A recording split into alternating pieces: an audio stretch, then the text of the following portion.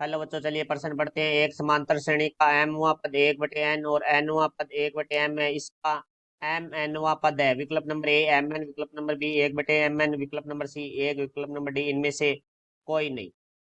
मुख्य अवधारणा, तो हमारा जो प्रश्न है वो श्रेणी और अनुक्रम से संबंधित है। तो इसके अंदर हम बात करते हैं समांतर श्रेणी की। तो वह श्रेणी जिसके क्रमागत दो पदों का अंतर है वो हमारा समान रहे, तो वो हमारी समांतर श्रेणी होती है। समांतर श्रेणी का जो nवां पद है वो हमारा होता है a+n-1 गुणा में डी, जहाँ ए है वो हमारा प्रथम पद है और जो डी है वो हमारा सारवय अंतर है, जिसे हम निकालते हैं a2 - a 1 से। और nवां पद है वो हमारा an है। तो अब हम प्रश्न के बारे में बात करते हैं। प्रश्न में दिया गया हमें mवां पद, तो am बराबर हमें दिया गया है 1/n, और nवां पद an बराबर दिया गया है हमें 1/m। यहाँ am दिया गया अर्थ है n का जो मान है वो हमारे पास यहाँ m रहेगा। तो देखो इस सूत्र के अंदर रखेंगे तो हमारे पास आ जाएगा a+m-1 गुणा डी बराबर 1/n। ये हमारी समीकरण नंबर 1 है। और nवें पद का हमारे पास सूत्र है a+n-1 गुणा डी बराबर 1/m, समीकरण नंबर 2। अब हम क्या करेंगे, समीकरण 1 में से समीकरण 2 घटाएंगे तो समीकरण 1 माइनस समीकरण 2। तो देखो समीकरण 1 को लिख लेंगे हम a+m-1 गुणा डी बराबर 1/n।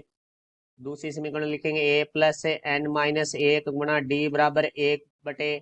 हमें घटाना है तो इनके चिन्ह परिवर्तित करेंगे, तो ये प्लस का चिन्ह माइनस का हो जाएगा, ये प्लस है तो माइनस हो जाएगा, 1/m भी प्लस का है तो माइनस का हो जाएगा। तो यहाँ से देखो भाई a से a कट जाएगा हमारा, तो यहाँ से आ जाएगा हमारे पास m-1 गुणा डी माइनस n-1 गुणा में डी बराबर 1/n-1/m। तो यहाँ से देखो हमारा डी है वो उभयनिष्ठ है, तो हम डी उभयनिष्ठ ले लेंगे तो हमारे पास आ जाएगा m-1 माइनस का अंदर गुणा करेंगे तो -n+1 बराबर में हमारा जो लेस है आ रहा है वो आ रहा है mn। तो mn लेस है लेंगे तो यहाँ से आ जाएगा m-n। तो यहाँ से देखो भाई 1 से 1 कट जाएगा तो d हमारा आ जाएगा m-n बराबर m-n बटा में mn। तो m-n से m-n कट जाएगा तो d का मान आ जाएगा 1/mn। तो d का मान समीकरण 1 में रखने पर, तो डी का मान है वो हम समीकरण नंबर 1 में रखेंगे। तो समीकरण नंबर 1 है a+m-1 गुणा में डी का मान आ जाएगा 1/mn बराबर हमारा है 1/n।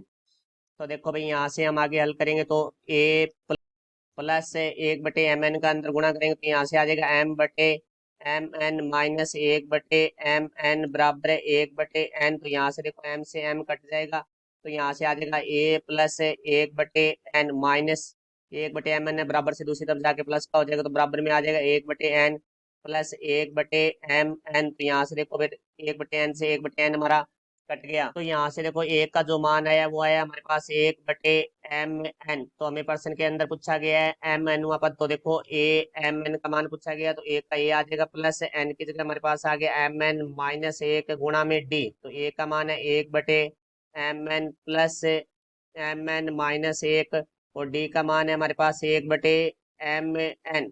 तो यहाँ से देखो भाई 1/mn, अब 1/mn का अंदर गुणा करेंगे तो प्लस mn बटा में mn-1 को m 1/mn से गुणा करेंगे तो -1/mn आ गया। तो 1/mn से 1/mn हमारा कट गया। तो यहाँ से देखो a-mn बराबर आ गया हमारा, mn में mn का भाग देंगे तो हमारे पास आ जाएगा 1।